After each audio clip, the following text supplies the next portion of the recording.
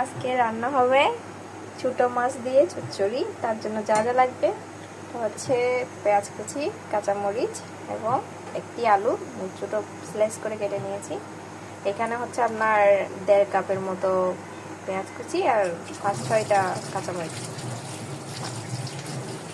আমরা চুলায় কড়াই বসিয়ে দিয়েছি, সাথে হালকা তেল দিয়েছি।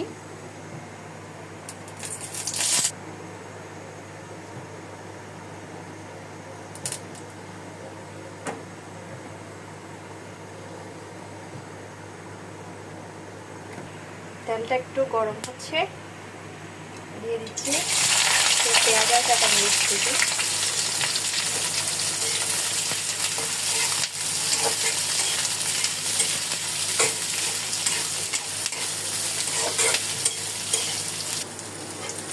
নেড়ে চেড়ে দিচ্ছি।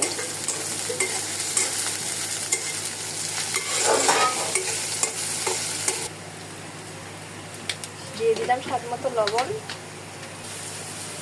দিয়ে দিলাম স্বাদ মতো হলুদ 1 চামচ,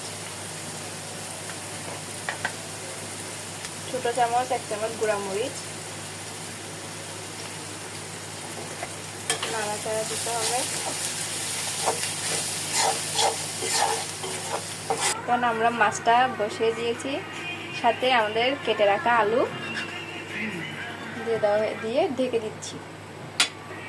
8 ঘন্টার জন্য আমাদের রান্নাটা হতে থাকবে।